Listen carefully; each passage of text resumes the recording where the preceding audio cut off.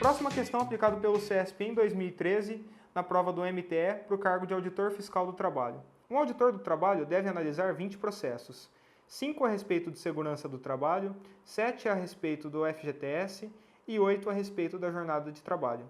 Considerando que esses processos sejam colocados sobre a mesa do trabalho do auditor, de maneira aleatória, formando uma pilha, julgue os itens que se seguem. Se os processos relativos a temas idênticos ficarem juntos, então a quantidade de maneiras distintas de se formar uma pilha com essas características será inferior a 5 fatorial elevado ao cubo vezes 7 ao quadrado vezes 2 à nona. Pessoal, questãozinha do CESP agora. E vamos falar a verdade, hein? A mulher do avaliador disso daqui dormiu de calça jeans. Ele trouxe lá que um auditor do fiscal do trabalho possui 5 processos de segurança do trabalho, 7 processos de fundo de garantia, 8 processos de jornada de trabalho em sua mesa. Ele quer formar uma pilha com esses 20 processos. Então, a pilha ficaria assim, ó. Os processos todos empilhados.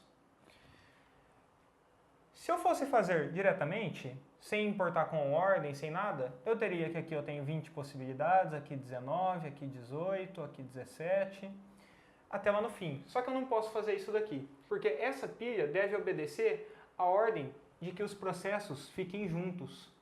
Então, na hora que eu tiver um processo de segurança do trabalho, consequentemente, eu devo ter a pilha toda de processos de segurança do trabalho. Na hora que eu tiver um de FGTS, eu tenho que ter a pilha toda. E depois, na hora que eu tiver de jornada do trabalho, eu tenho a pilha toda. Então, vamos imaginar 3 pilhas de processos diferentes. Ah, qual que é a ordem das pilhas? Não, por enquanto não importa. Vamos focar nas 3 pilhas aqui. Na nossa primeira pilha, eu tenho 5 elementos. Se eu tenho 5 elementos empilhados, de quantas maneiras eu posso colocar o primeiro? 5, o segundo 4, aqui 3, aqui 2 e aqui é o que sobrar. Então, essa pilha formada pelos 5 elementos, eu tenho 5 fatorial. As possibilidades como eu posso organizar esses documentos. Na nossa segunda pilha, que é a de FGTS, eu tenho 7. Mesmo raciocínio. Agora eu tenho 7 elementos aqui dentro. E de quantas maneiras distintas eu posso empilhar esses 7 processos? Vai ser 7 fatorial. E o mesmo raciocínio para a última, a gente chega em 8 fatorial. Repararam? Eu estou fazendo o empilhamento aqui dentro. Eu não estou considerando ainda a ordem de como estão as pilhas. Entenderam? Eu fiz aqui o ordenamento de cada pilha. Então, se aqui a primeira pilha é a pilha de segurança do trabalho, eu tenho 5 fatorial maneiras diferentes de agrupar esses processos de segurança do trabalho.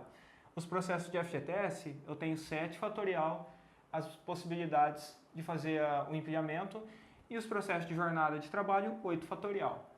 Até aqui tudo bem. Agora, repare que eu posso fazer a dança aqui, ó, com as pilhas, né? Eu posso colocar primeiro a pilha de segurança do trabalho, depois a de FGTS, ou então primeiro a de jornada do trabalho, depois a de segurança. De quantas maneiras distintas eu posso fazer esse empilhamento? Bom, eu tenho 3 elementos. Vamos colocar enfileirados? Não, vou colocar como se fossem uma coluna. No processo que vai ficar lá embaixo, eu tenho 3 possibilidades. Depois restarão 2 e por fim 1. Isso tudo é 3 fatorial. Professor, por que o senhor não desenvolveu essas contas? Porque eu tenho um pouquinho de malícia para resolver as questões. Se você também tiver, você vai reparar que aqui você tem um 5 fatorial. Se você tem um 5 fatorial, por que você vai desenvolver o resultado? Para depois você ter que voltar. Ou então desenvolver esse de baixo. Aqui eu tenho um 7 ao quadrado, aqui eu tenho um 2 à nona. As possibilidades de empilhamento serão as seguintes. 5 fatorial vezes 7 fatorial vezes 8 fatorial vezes 3 fatorial. Por quê? Porque eu posso embaralhar tudo isso daqui agora. E dentro de cada grupo eu posso embaralhar aqui internamente. Então eu multiplico tudo, isso daqui é 5 fatorial vezes 7 fatorial, vezes 8 fatorial, vezes 3 fatorial. Agora a questão diz pra gente que isso daqui é menor do que isso daqui. Como que a gente vai testar essas possibilidades? Eu vou desenvolver tudo e chegar no resultado, colocar um número gigantesco lá? Não, eu não preciso fazer isso. Eu tenho que 5 fatorial é 5 fatorial, eu não vou mexer. Eu tenho isso daqui, está multiplicando. 7 fatorial é o quê? Não é 7 vezes 6 vezes 5 fatorial? Ah, é verdade, é isso mesmo, professor, eu posso parar aqui. 8 fatorial, não é 8 vezes 7 vezes 6 vezes 5 fatorial? Também. Então, 8 fatorial pode ser escrito como 8 vezes 7 vezes 6 vezes 5 fatorial. Vezes 3 fatorial. O que nós temos? Aqui eu tenho um 5 ao cubo, um 5 fatorial ao cubo. Aqui eu tenho 5 fatorial, 5 fatorial e 5 fatorial. Se eles estão se multiplicando, eu posso colocar que isso daqui é 5 fatorial ao cubo. Não posso? Posso. E aí eu arranco esses carinhas aqui de cima. Agora eu tenho 7 ao quadrado. Eu tenho um 7 aqui e tenho um 7 aqui. Isso não é 7 ao quadrado? É 7 ao quadrado. Agora eu tenho um 6 vezes um 8 vezes um 6. 3 fatorial é igual a 6. Vezes um 6 novamente.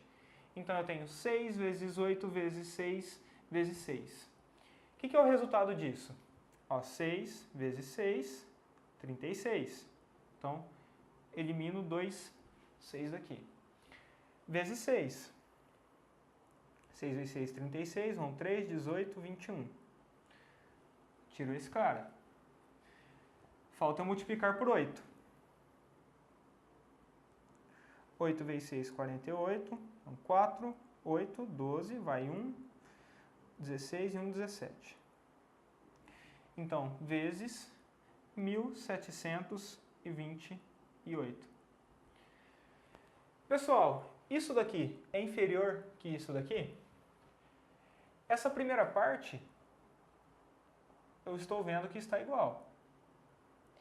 Se esse número for maior que esse, isso daqui será maior. Agora, se esse número for menor que isso daqui, aí isso daqui será menor. O que é 2 a nona? Pessoal que mexe direto com o computador, parte de programação, um caso específico, não estou falando, às vezes você não é programador, não entenda, mas nós temos que 2 elevado à décima é igual a 1024. Que é uma unidade aí padrão, por exemplo, 1024 kbytes forma 1 megabyte, 1024 megabytes forma 1 gigabyte, e assim sucessivamente. Se 2 elevado à décima é igual a 1024, 2 elevado à nona vai ser igual a 512. Ah, professor, não consegui enxergar.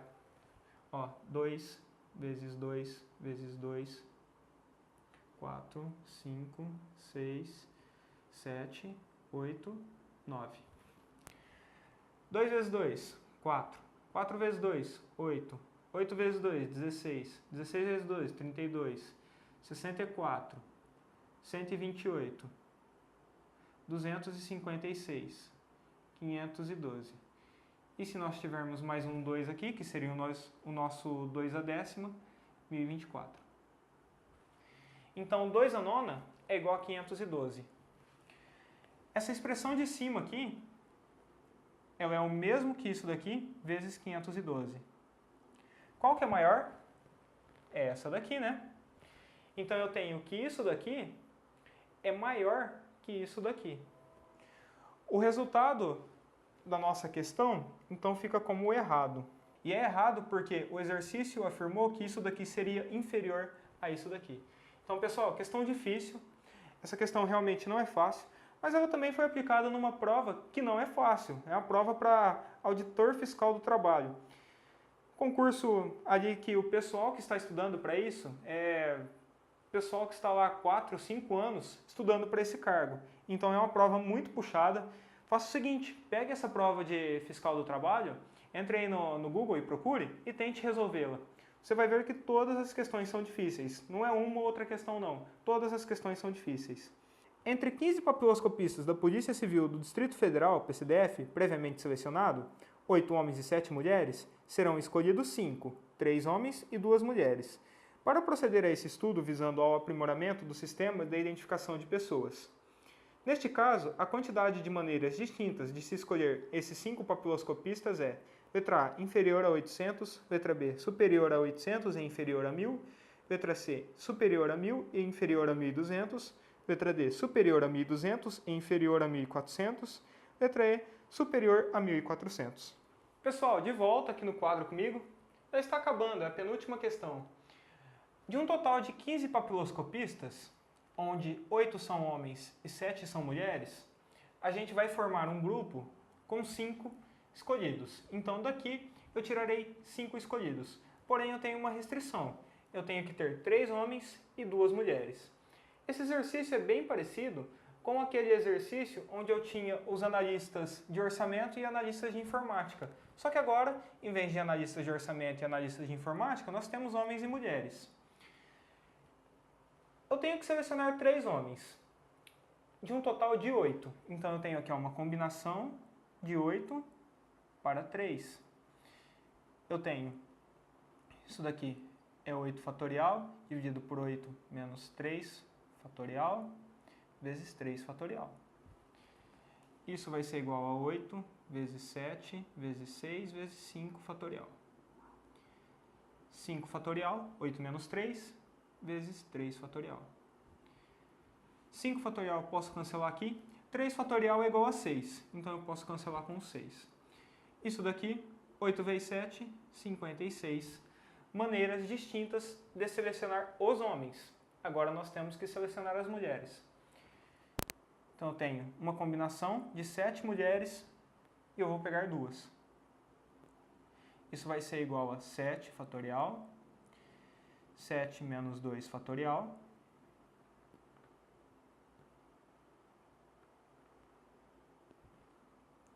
vezes 2 fatorial. Isso daqui vai ser igual a 7 vezes 6 vezes 5 fatorial. Eu tenho 5 fatorial vezes 2 fatorial. O 5 eu posso cancelar. 2 fatorial é 2. Eu corto aqui com o 6, eu fico com o 3. Então eu tenho 21.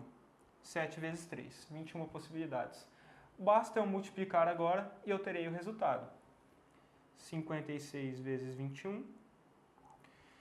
Eu tenho 6, 5, 12, 11. 1.176 possibilidades distintas de combinar esses 15 papiloscopistas.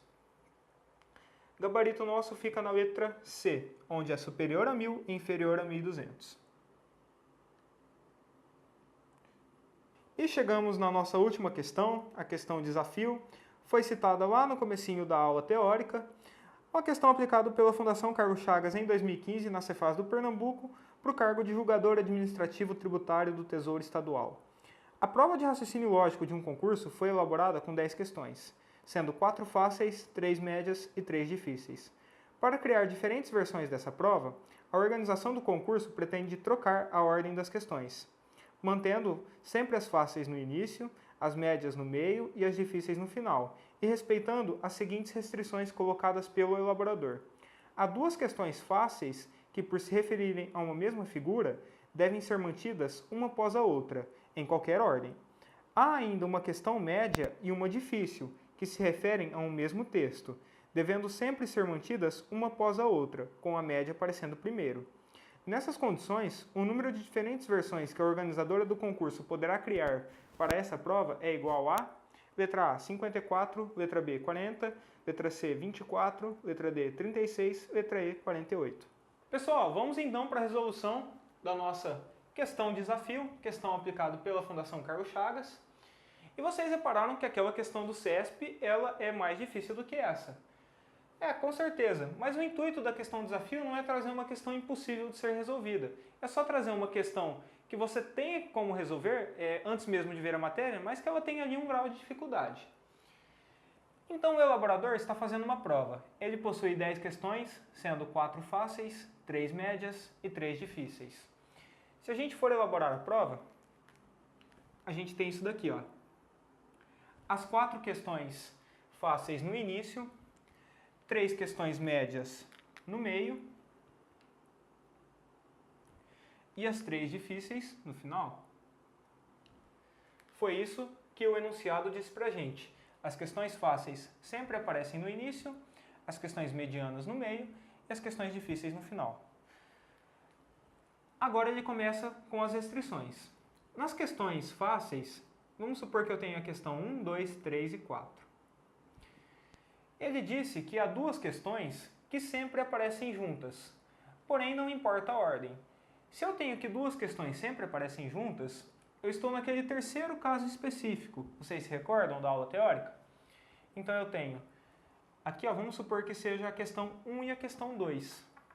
Eu vou apagar aqui o 2, então agora eu não tenho mais 4 questões, eu tenho somente 3. Observa, ó. Tenho 3 questões para trabalhar. Eu tenho um excedente aqui, não tenho? Então eu tenho que remover uma pedra. Agora eu não tenho mais 4 possibilidades, eu tenho 3 pedras e 3 possibilidades.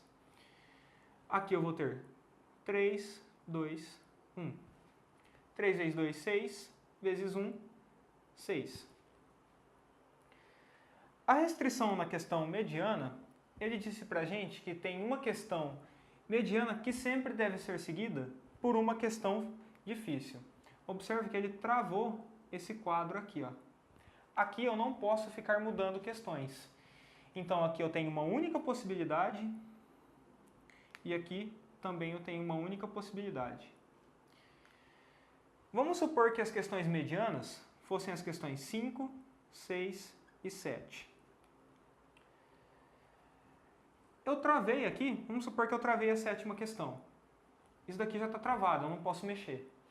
Quantas possibilidades me restam para eu colocar aqui? Ah, pode ser a 5 ou a 6. Só, mas professor, a 5 vem antes da 6. Não, não estou falando da ordem. Eu estou vendo aqui, isso daqui são elementos soltos. Eu posso trocar. Então, aqui eu tenho 2 possibilidades, aqui eu terei uma. Aqui eu terei uma, como eu já vi. Aqui também uma. Das questões difíceis, são as questões 8, 9 e 10. Só que eu já travei uma, né? Eu já peguei ali, ó. O 7 está sempre seguido do 8. Isso daqui eu não posso mexer. Então eu não posso permutar com as outras questões. Quantas questões eu posso colocar aqui? Nessa possibilidade, eu poderia colocar 2 questões, a 9 ou a 10, e aqui a que sobrar. Então eu tenho 6, depois multiplicando por 2, multiplicando por 1, por 1, por 1, por 1. Então isso daqui, ó, não interessa pra gente. Eu tenho 6 multiplicando por 2, vai ser igual a 12, multiplicando por 2, que vai ser igual a 24. Está correto, então? Chegamos no nosso gabarito? Negativo. Reparem que aqui eu posso trocar a ordem das questões, de modo que apareça 2 ou 1 e 2. Isso a gente viu lá naquele terceiro caso específico, se recordam? Então, quando eu tenho aqui, ó, elementos que sempre estão juntos, porém eu posso alterar a ordem deles, eu faço o resultado que der. Então, ó, 24 vezes o número de elementos que possui ali aplicado no fatorial. Então, 24 vezes 2 fatorial. Isso daqui será igual a 48. Então, o nosso avaliador tem 48 possibilidades distintas de elaborar essa prova, sendo que tenha 4 fáceis, 3 medianas, 3 difíceis. Uma questão da fácil sempre apareça junto com outra questão, independente da ordem. E eu tenho aqui travado que uma média sempre estará seguida de uma difícil. Questão bacana, né, pessoal? Questão que exige um pouquinho de raciocínio. Não é uma questão fácil, é uma questão que exige trabalho, só que também não é uma questão, ó, que difícil. E com isso daqui a gente encerra os nossos exercícios. Eu espero que você tenha gostado. Na próxima aula nós iremos trabalhar a parte de probabilidade. E nós vamos ver que probabilidade, as bancas estão trabalhando de uma forma conjunta com análise combinatória. Na hora que nós formos resolver o exercício de probabilidade, nós encontraremos novamente análise combinatória lá dentro. Então eu espero você no próximo vídeo. Um abraço, fui! E ainda um outro exemplo. Determine a probabilidade de retirar uma bola vermelha em uma caixa que contém 20 bolas azuis, 30 bolas vermelhas e 50 bolas brancas.